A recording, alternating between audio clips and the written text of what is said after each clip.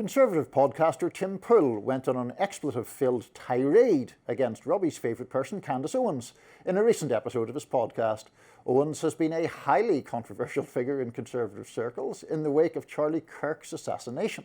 She has questioned the official story of his death and has targeted Kirk's widow, Erica, and his organization Turning Point USA.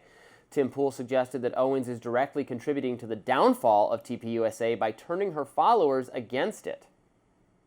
The organization that helped get Donald Trump elected, which needs to persist, you don't got to be a fan of it, but it certainly will help get individual congressional candidates elected and stop Democrats from launching new committees and putting more people in prison like Steve Bannon and Peter Navarro. Instead, it's being gutted by psychopaths telling people to pull their donations.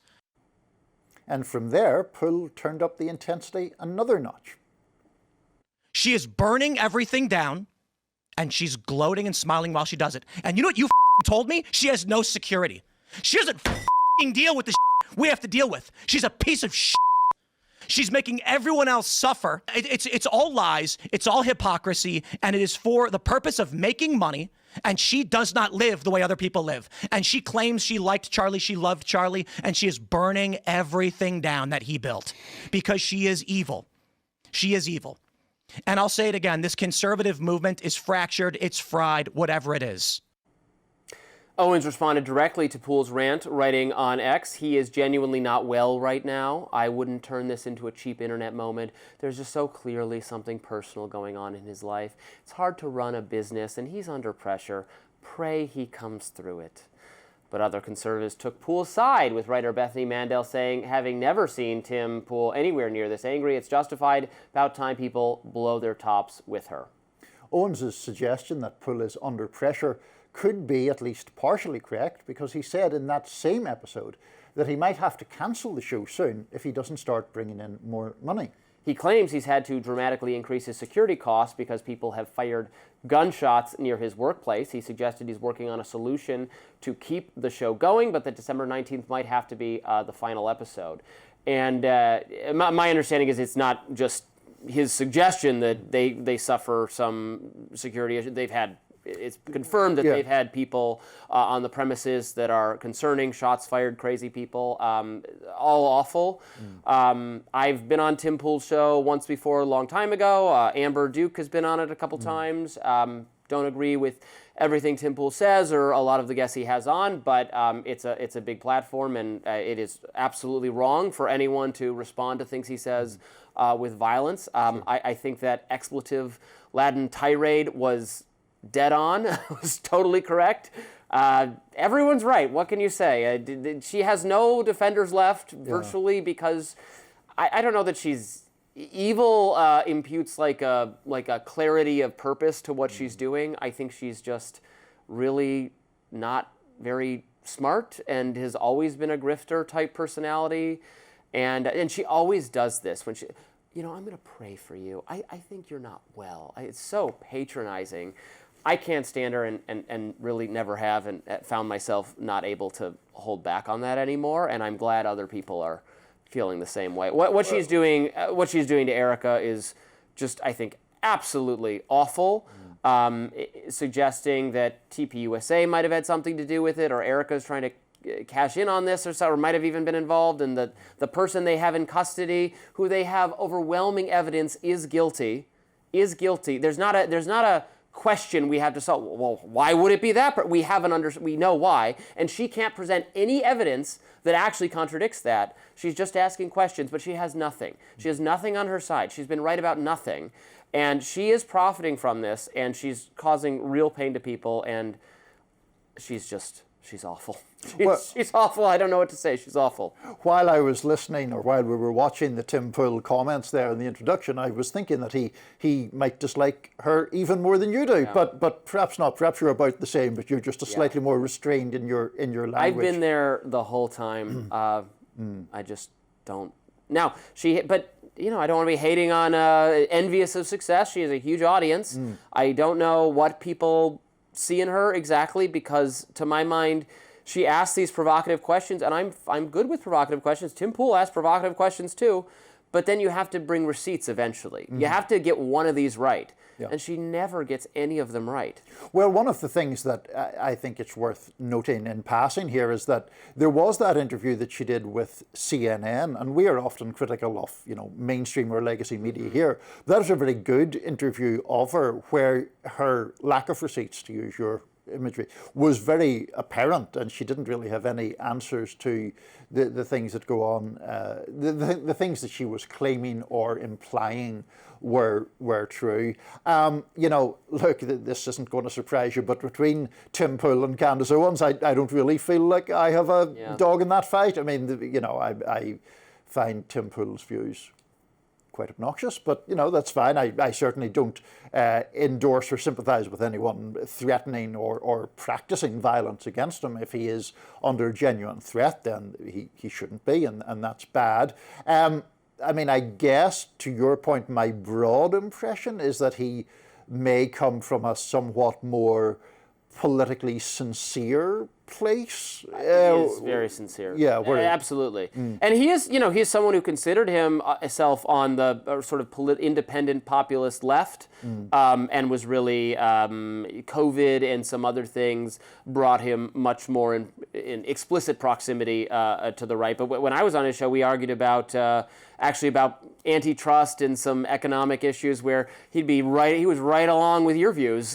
Maybe we need to bring him back onto that side. No, he's very sincere, and he's very good at what he does, and it's an interesting show, even though he has guests on that I think are crazy. But he also has some really good debates. They've done the Tim Pool Network, maybe not exactly his show because there's other programs on it, has done some really good debates on immigration policy, where they have my side, the more, let's have high-skilled immigration side, very well represented by guests we've had on Rising. So I think it's doing a good job, and of course it would be, even if I thought the show was terrible, it would be absolutely unconscionable that would it have to shut down because the heckler's veto, because they've raised the security costs. This is the same problem that controversial speakers often, though not always of a conservative ideology, face on college campuses, where the college will say, well, sorry, we got to cancel you because we can't afford the security it takes to bring you here. Well, that's giving license to people to make threats, and then have those threats succeed because they shut down speech. We can't have that. We can't normalize that. And I hope anyone who makes a threat or who shows up with a gun is swiftly brought to justice in that case or any other case. Sure. On the point of the general sort of online right shenanigans that we're seeing play out at the moment. It is pretty bad these days. It seems to be pretty bad. I mean, you're much more familiar with it than I am, and I'm watching as a somewhat interested outsider from that world.